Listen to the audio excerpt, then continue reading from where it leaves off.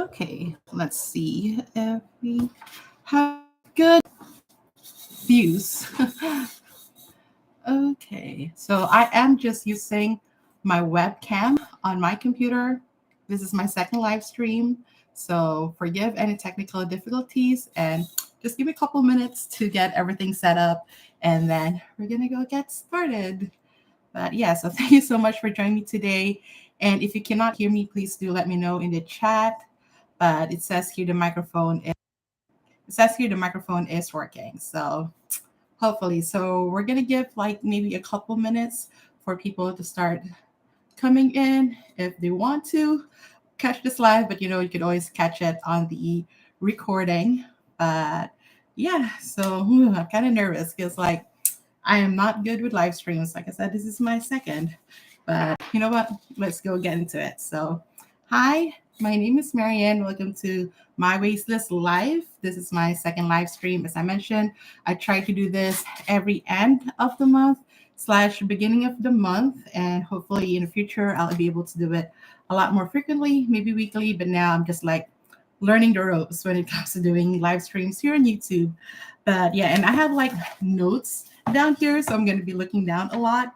And yeah, so for this live stream, I'm going to talk about how my plant journey has changed since I started. And if you're joining my live right now, if you want to share what you're currently doing, where you're watching from, what you're having for lunch, what is your plan for the weekend, share it down in the chat or in the comments. I would love to know. And as mentioned, this is my second live stream. I think I mentioned it 10 times already, but forgive if there are any technical difficulties, as well as if I ramble way too much, because I'm talking in the live stream and there's no editing involved. And yeah, so forgive me if I'm awkward and if I kind of like start to ramble, as mentioned, because sometimes when I was studying broadcasting, like I always was told never have dead air during your broadcast or during live, because that's kind of like how you just don't want any like gaps, because I guess that's the rule in broadcasting. But then the result is me rambling and maybe saying things incoherently. I'm probably being incoherent now, or probably say things and not mean them exactly the way I thought in my head. So right now, I'm just going to say preemptively that I'm going to reserve the right to maybe retract or rephrase anything I say during this live stream because I was rambling. So I'm just going to say that and also apologize in advance. But yeah, so like I said, I have my notes down here, so I'm just going to be looking down a lot.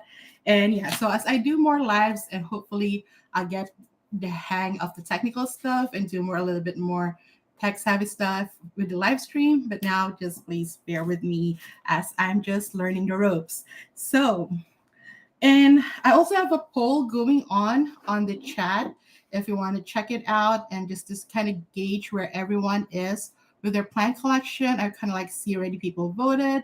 So how much has your plant planting has changed since the start of the pandemic, maybe even before the pandemic? Have you reached the indoor jungle expert level? Some already voted 38%. Wow. And some have voted still growing my plant collection at 38%. And some said they have slowed down but still kept their plants or 25%. And nobody has voted for already got rid of my plants. So that is good. That is amazing. So I'm glad like you all are here and are voting. Thank you so much for joining me today. And so, and if you have any thoughts on your own plant journey that you want to share, just do share them in the chat or in the comments later on. Or if you have any questions, if I have time in the end, I would answer questions, but I'm trying to keep this in 30 minutes because like lunch breaks are only supposed to be 30 minutes. And yeah, so the reason I want to talk about this topic is I think it's not just my own plant journey that has changed. I think it's everyone's and also the houseplant community as a whole. But whether you have like started your plant journey way before I started mine in 2019, or you just have started because I know we all start at different points in our plant journey. I think you can still find something that you can relate with in today's topic. Or even if not, because you had a completely different experience as I have, then do let me know because I would love to hear from you and then discuss. So while I was preparing this live, I kind of make an outline of 10 things that I think has changed in my plant journey or how my plant journey has evolved But before I share those 10 things, I think I would like to discuss more the different phases my plant journey has went through. And I think kind of went into like three different phases just to help contextualize everything when I share the list, kind of like make a little bit more sense. So the first phase is me starting out my plant journey. And as mentioned, I kind of started my plant journey in 2019, a year before the pandemic. For most people, they started in 2020 during the height of the pandemic. Me, I had a year head start. And back then, there was not a lot of like plant YouTuber creators. I'm kind of like also going to be incorporating my experience as a plant YouTube creator as I talk about my plant journey. And mostly we're actually on Instagram. And at least from my perspective, it is on Instagram where really the online plant community has grown and established itself and was setting these trends when it comes to houseplants. And I feel like those of us who were on YouTube and back then, it was really just a handful of us or a handful. I wasn't like even a legit content creator for plants yet. And we were just following the trends that were set by Instagram. So we were just kind of like seeing what they're doing over there and we're kind of sharing it over here on YouTube. And at that time, it was the houseplant hobby was very much niche. It wasn't mainstream yet. I mean, on YouTube, like gardening community was already big, but it was like mostly on homesteading and outdoor gardening. But the houseplant community or the houseplant as a hobby wasn't like a big niche yet.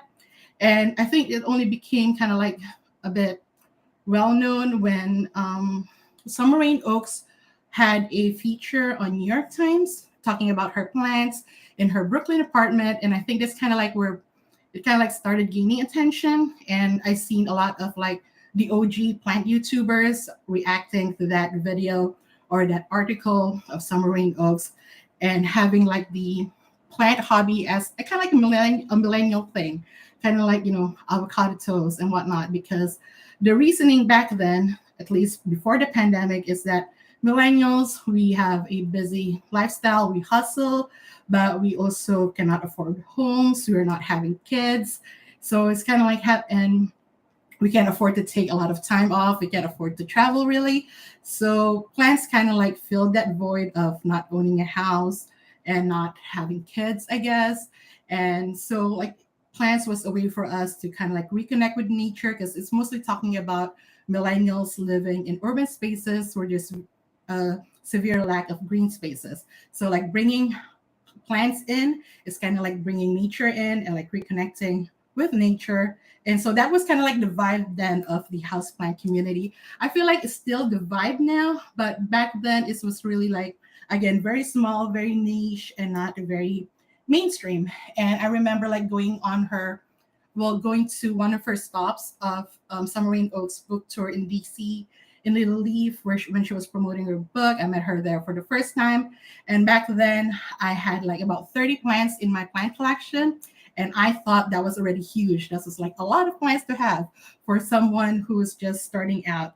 And back then I was just like definitely just hopping on the plant trends and buying plants that I see on Instagram or see other YouTubers talk about. Like I've mentioned this for those of you who've watched me for a while, I have started my plant collection like officially when I got a fiddle fig. And after that, every other plant that I bought is probably something that was trending, like the Monstera deliciosa, the Pilea peppermodis, string of hearts, the string of pearls, the Rhaphidophora tetrasperma, the Hoya caryi. So the plants that were trending were really the ones that I had an eye for and were trying to add to my plant collection. And as far as my YouTube channel, I just started then, but I wasn't like posting regularly. And I was also, again, just following whatever the big creators were doing, which again was just a handful. It was Summer Rain Oaks, Christian, Sharina, and a bunch of like a small group of other creators that honestly, no shade to them. I don't really have any issue with them, but like I don't watch them anymore. But I kind of like still do follow Summer Rain, Sharina, and Christian, although Sharina doesn't do YouTube anymore. I kind of wish she comes back to YouTube, but she's still on Instagram. And Christian, of course, is also on Instagram, still does YouTube occasionally, but ever since he kind of like established his shop in Toronto, that's kind of been occupying a lot of his time. But really happy for them. And I really, especially for like Christian and Sharina, because especially when I first started, the YouTube plant YouTuber space is very white. And all we had was really Christian and Sharina, and then Kevin, but Kevin is more on the gardening side, like the outdoor gardening side. And now I'm really happy to see a lot more representation and diversity within like the houseplant community online. So I'm really happy about that. And so that's how it kind of like went. And then entering to the phase two is when the pandemic hit and we were on lockdown. And this is probably, so at that time already kind of like have about a year of experience of plant parenting. And then I was posting more videos about my plant journey online. And while I kind of like followed trends still, I didn't really like follow every single one. Like on my first year, I was like very much influenced, very much a follower. But like in 2020, yes, I followed the trends, but I kind of like had more insight on what the upcoming trends were. And then I decide if I want to hop on them or not. So I wasn't like hopping on every single plant trend that I see either on YouTube or on Instagram. And I think a good example of that was the IKEA greenhouse cabinet. I feel like I was one of the very first people to hop on it, at least on YouTube. Because on Instagram, it was actually a big thing already for at least a year. Because, like I said, the trends on houseplant in the houseplant community is mostly, and I still feel like mainly set on Instagram. YouTube kind of did when it blew up, but at least during 2020, but it was still mostly Instagram. So I feel like when I did a video on my IKEA greenhouse cabinet, only one other person I think I saw do it on YouTube, which was Jolene and I think interior decorator. And then when the trend kind of blew up, I saw other like much bigger creators than I am create videos on the IKEA greenhouse cabinet as well.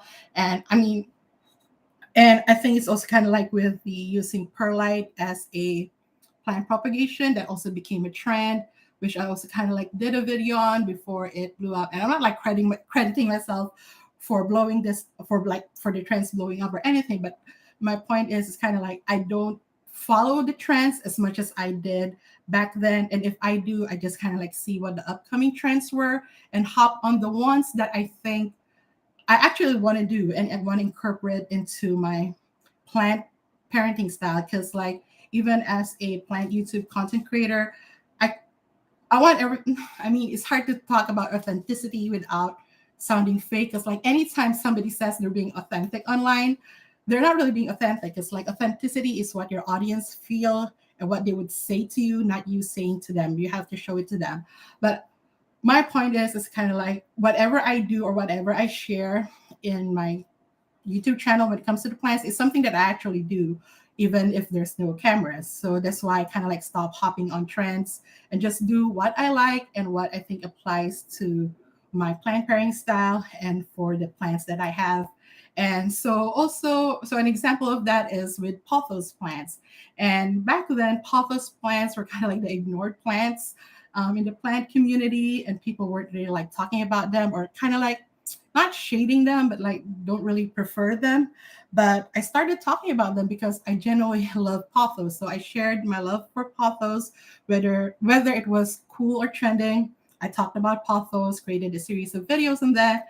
But since again, this was 2022, the house and this is 2020, height of the pandemic, we're on lockdown. And this is when the houseplant hobby became mainstream. Like everyone and anyone was like having plants. And since a lot of the people coming into the houseplant hobby were all genuine beginners, the first plant they were looking at was the pothos plant because it was at that time the easiest, the most accessible house plant. It was also the cheapest, the easiest to take care of. So I kind of, I mean, not crediting myself for pothos being a more trendy plant because I think pothos has always been well known, but I think pothos has become a lot more accepted and a lot more people take pride in having their pothos collection. and people are actually trying to create a Pothos collection. So I kind of like, again, I'm not trying to take credit for it or trying to say, oh, I started the Pothos trend. I'm not saying that, but I'm just saying like I love that my love for Pothos has translated, and I also found a lot of other people who love Pothos plants as much as I do, whether or not people thought it was cool back then. But now, since I kind of like found my people and found others who I get a lot of comments sharing, oh, I started collecting Pothos. I also want to get every single variety of Pothos like you. So I kind of like found my people and happy to see that people, even if it's like a common plant, people appreciate it as much as others who are like chasing the rare plants. And here we are, just like happy we have our Pothos plants. So I'm glad I found that community and like love of plants for Pothos within the houseplant community. And also 2020, and honestly, even though the houseplant hobby has blew up in 2020, I kind of realized it too late. And as a content creator, I would say that I did hop on, or I didn't kind of like milk it. I don't know if that's like a terrible thing to say. I didn't milk it as much as I could have, but I am very happy with what happened with my content creation during 2022, because back then when I started, I barely even had 1K subscribers here on YouTube, and I was like gaining 1,000 subscribers almost every single month in 2022, and then I reached 10K, which I didn't think, honestly, I would never reach, at least not within that span of time when I did reach 10K. So I was really grateful for that and was like really happy about that.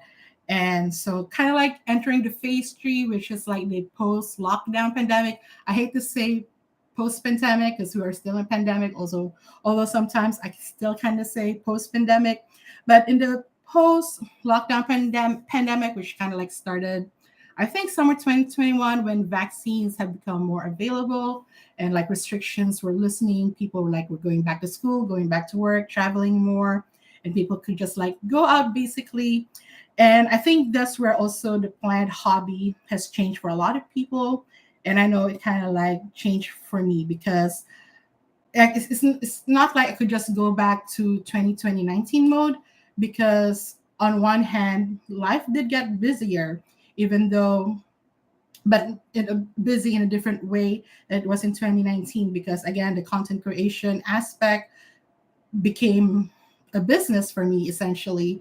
And it wasn't just YouTube anymore. It was Instagram, it was Amazon, it was not really TikTok, even if I'm on TikTok, but now Pinterest as well. So, and I've started working with brands, doing some brand collabs, and also like trying to build my own brand and own business under my Wasteless life. So that is kind of like taking up a lot of my time, aside from all other personal stuff going on outside of plants and content creation. And so this year, so there has definitely been changes. So I think this is kind of like a good way to segue on the 10 things on how my plant journey has changed. And maybe it's the same ways that your plant journey has changed as well. So the very first one is definitely less is more. Because I kind of like mentioned earlier, my goal at that time was to get every trending plant, and also when it comes to Pothos, to collect every single variety can get my hands on. But sorry, but nowadays I think like less is more. Ever since after 2022, 2021, when I realized my plant collection blew up to over 100 plants, and I was kind of like SOL and didn't know what to do with that many plants. I kind of started curating my plant collection and really like picking the plants that I want in my plant collection, not because they were trending plants. And for me, that became I was able to not say happier, but I was able to maintain the aspect of plants make people happy, and plants being a form of active meditation and like a good source of like physical therapy almost with my plants, and not it become a chore because I had so many plants to take care of. And now new responsibilities are coming in and old responsibilities are coming back, that plants is becoming a chore because I had way too many of them. But now, because I only have plants that I want. And I think in my last count, I think I have about 50 to 60 plants right now. So I cut it like more than half, but I have like the plants that I do want to have in my collection, not plants I feel like I have to have because they were trending or because I have like some sort of a misplaced sentimental value on those plants that I think I should keep. In reality, I could just let them go. And if I want to, and if I really regret letting them go, because I did have some plants that I did regret letting go, but there are plants that I could have easily replaced. So that's kind of like my mentality now. Like, if I need to let go of plant, just let it go.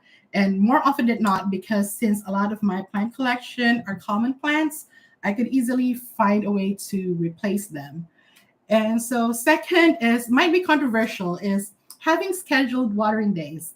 And I preach this myself in my like plant care tips videos that you can't have a set day to water your plants. But now I do. I do have a set day where I water my plants. It's Wednesdays and Saturdays, or if I'm only doing it once a week, it's Fridays. And I know that it's kind of like I am like taking back everything I said that you can't have set watering days. But for me, because of the lifestyle changes and like other things occupying my life aside from plants, and like during when we were in lockdown, plants was so having a scheduled watering day was what worked for me. And my plants are doing okay. They're okay with having a set schedule. And you can train your plants to have a set watering schedule. But again, it really depends on your plant collection. With my plant collection, I don't have that much variety with my plants. Hey, hi Leo. Hi Katie. In the UK. Hi.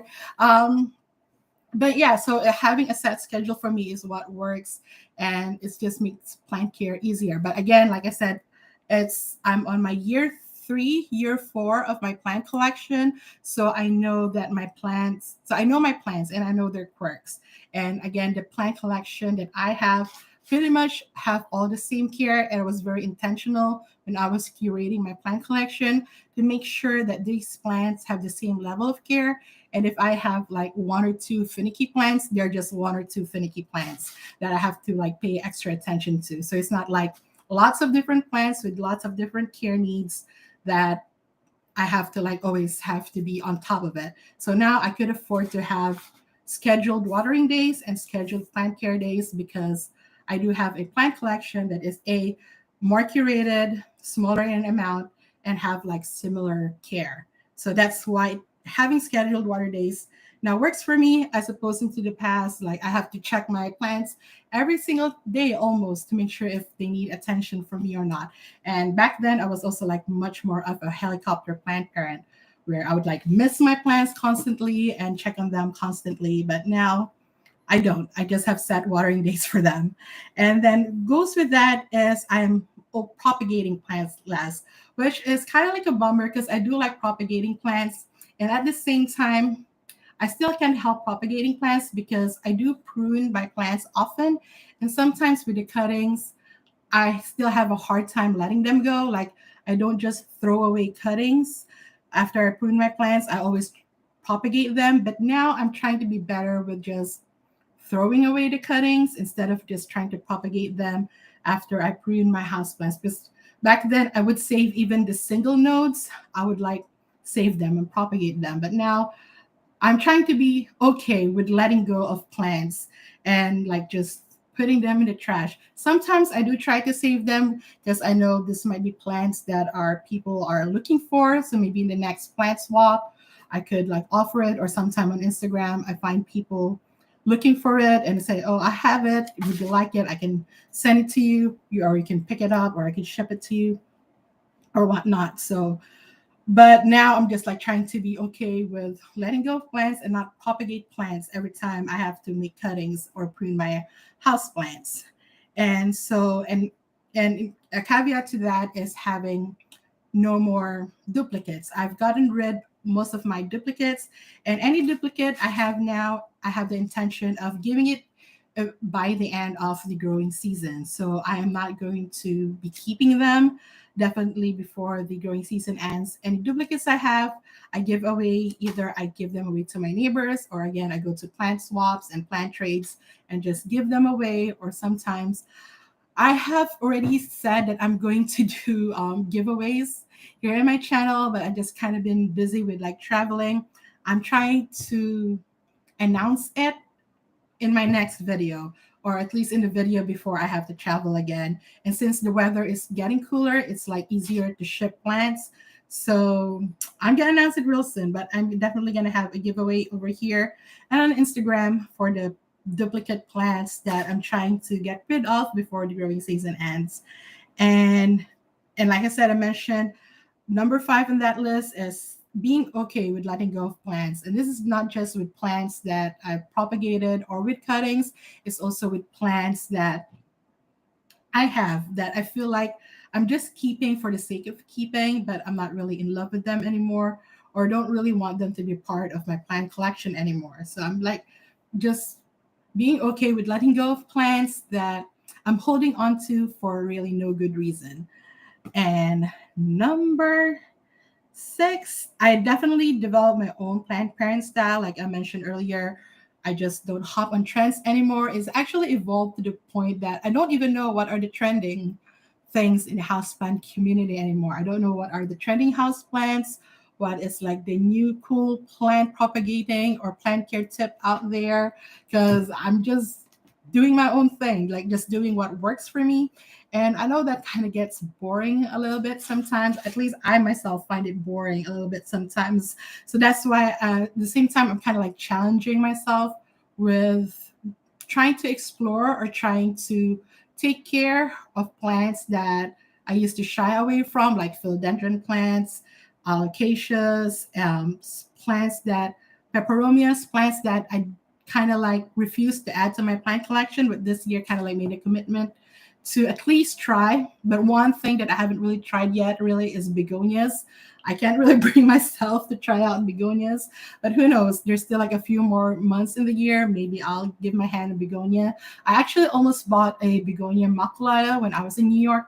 I'm coming back to New York in September. Well, it is September now. I mean, later in the month, I'm going to go back to New York, personal trip, not YouTube related, I think, although I might go through another YouTube related trip also towards the end of the month. We will see. But I might go back to that plant shop where I saw a $20 begonia maculata. And I know you could find that at big box stores already because Costa Farms is selling them. But for some reason, the ones that are being sold by Costa Farms, it's not as appealing as the non-Costa Farm versions, because the one that I saw in New York, while it was a $20 plant in a 4-inch pot, not a 6-inch like you could get from Costa Farms, they just look a lot better. The variegation is a lot better. The plant looks a lot healthier. It looks more a lot like the plants that I see in botanical gardens. So I kind of like prefer that. So I think if they still have it when I come back to New York at the end of the month, I might get a begonia maculata. We will see, or some other type of begonia. But yeah, so like, but trends, honestly, let me know what are the current plant trends, because I don't know them anymore, because like I don't even follow what are the upcoming trends anymore. I just like I said, I just do my own thing. And what else? So yeah, so in that line, I just become, I guess, less influenced when it comes to plant trends. I just like, again, do my own thing. And just because someone else is doing it, or because as a content creator, sometimes you have a pressure to kind of hop on the trends so that you're always ahead, so that you get people to watch your content. But again, if it's not authentic to me, if it's not something that I actually like or would find interesting, why the hell would I do it?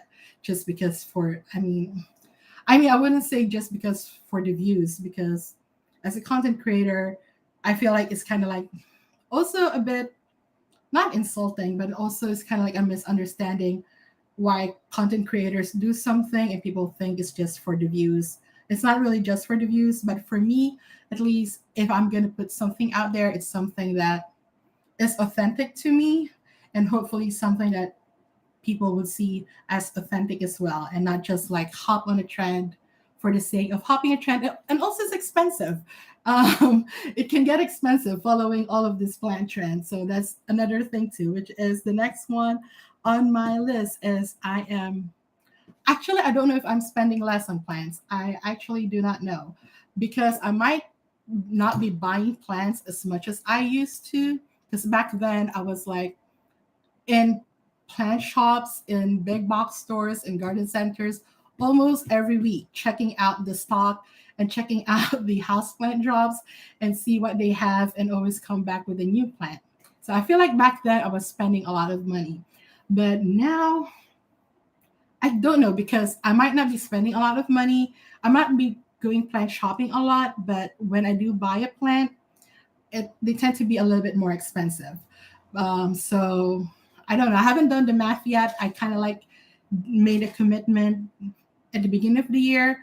Like I would keep track of my plant expenses, not just the plants that I buy, but also the plant accessories, the plant supplies. Because that's the thing too. I might not be buying as many plants, but I'm spending quite a lot on plant supplies, I feel like. So I don't know if I'm spending more or spending less. I feel like I am spending less, but when I do the math, I'm probably like spending just the same amount, if not a little bit more, but hopefully a little bit less. And last change that I see in my plant hobby over the years is I am very much concerned with real estate. And meaning it's like where I put my plants. And because before I started my plant hobby, I was like quote unquote a minimalist. And that kind of like went out of the window when I started plant collecting because there's no way you could be a minimalist with a plant hobby because the tendency is to just collect a lot more plants. So nowadays, one thing that's also preventing me from adding more to my plant collection is I was thinking, oh, I don't have a space for this, or I already have way too many plants at home.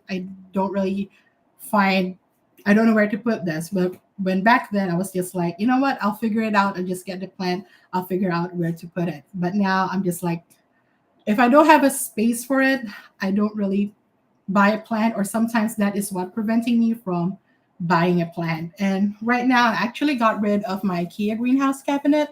I am not using mine anymore. My initial thought was I was going to upgrade it to a Rodsta or a Milsbo, but now I kind of like changed my mind because even if I get those, which is slightly bigger than the 12 that I had, how many plants I could fit in it realistically, because a lot of the plants that I used to put in my IKEA greenhouse cabinet have grown so large, and most of them are actually outside. Most of them I put up in plant poles. So you might see me do several videos on different plant poles that I've been using for my house plants because a lot of them have grown bigger. I've outgrown the IKEA greenhouse cabinet. And even if I upgrade my IKEA greenhouse cabinet, I don't think that it would fit a lot, or you're just gonna outgrow it anyways. So by putting my plants on poles, it's just saves some space for me, some real estate. But honestly, I don't know what I'm going to do come winter.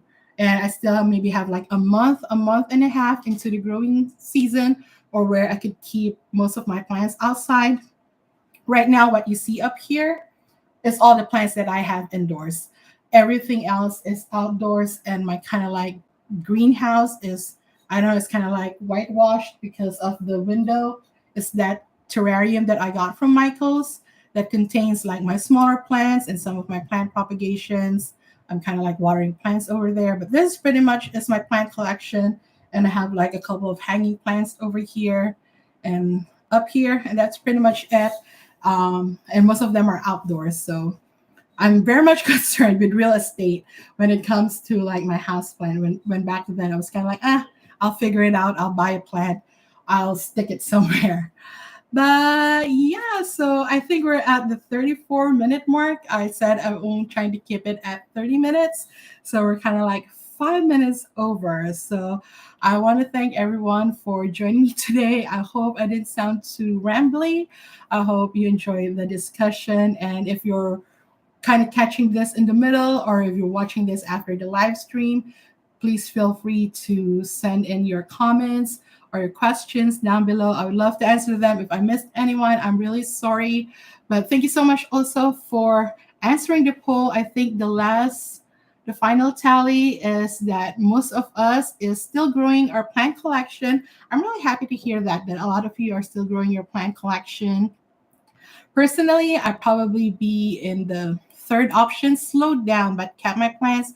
But I'm still kind of also in the growing plant collection phase, because what I do now is whenever I bring a plant in, I also kind of like take one out. So I kind of try to cycle my plants too. So I'm kind of, I guess, in between option 2 and 3. And I'm glad for those who reach indoor jungle expert level, because that was my goal before, but I don't think I'm ever going to reach that, or at least not anytime soon. But maybe when I have my own like place where I can have my own greenhouse, because I know like some YouTubers have like already in that phase where they're like building greenhouses for themselves. I'm like, one day, I'll probably have my own greenhouse too. But I'm very happy that nobody said already got rid of their plants. So love you all for that. But yeah, thank you so much for watching. And if you haven't yet, please do subscribe to my channel. And like I said, I mentioned before, make sure you like this video so that more people will find it, and comment down below so that, I would be happy to talk with all of you. I know I'm bad with the answering comments. I'll try to keep up with the comments as best as I can. I know I've been terrible with it. I hope I was able to do it in this live stream, but I'm going over time. So I probably will do a Q&A live stream next time and just answer questions and answer comments that I haven't answered in the past. But thank you so much for watching. And like I always say, take care of yourself and each other, and have a plentiful day. Bye. And live stream.